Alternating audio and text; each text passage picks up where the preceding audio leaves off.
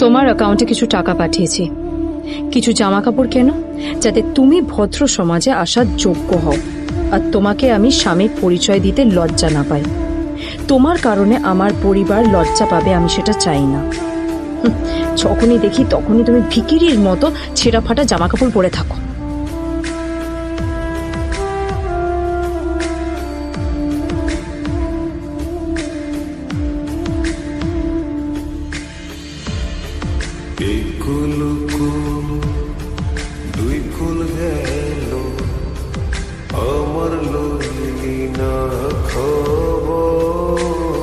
ভাই, পৃথিবীতে এমন লোক আছে কি দেমাগ দেখলি?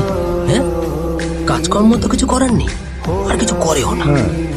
শুধু চলে এসছে আমাদের ম্যাডামকে রাখাতে। এই 1 বছরে না কিচ্ছু বদলায়নি।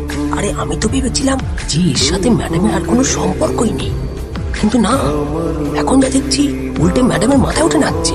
আমার মাঝে মাঝে মনে হয় এদের দুজনের বিয়ে কিভাবে, আর বিয়ে তো অনেক পরের কথা। 2 বছর হয়ে গেল, এদের এখনো ডিভোর্স হলো না। আমার তো ভাবলে কিরকম অবাক। যা বলেছিস।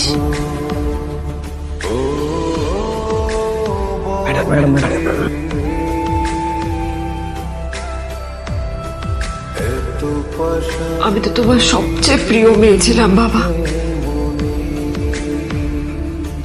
তাই তাই আমি সবসময় ভেবেছি যে তুমি আমার জন্য যাকে সিলেক্ট করবে সে সব থেকে শ্রেষ্ঠ হবে। তাই আমি নিজে থেকে কখনো কোনো রিলেশনশিপে যাইনি। কোথায় যাচ্ছিস শালা ভিখিরি? না না দাদা, আপনি আমাকে ভুল বুঝছেন। আসলে আমাকে ইনভাইট করা হয়েছে, আমি এই হোটেলেই এসেছি।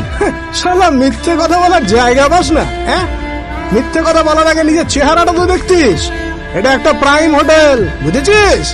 এখানে সব শহরের বড় বড় লোকেরা তাদের বড় বড় গাড়ি নিয়ে আসে। শালা তোর মতো একটা ভিখিরি একটা ফ্যাট ফ্যাটে আওয়াজ বের করা বাইক নিয়ে চলে এসেছিস, আর আমি তোকে ঢুকতে দেবো না দাদা, আমাকে ইনভাইট করা হয়েছে।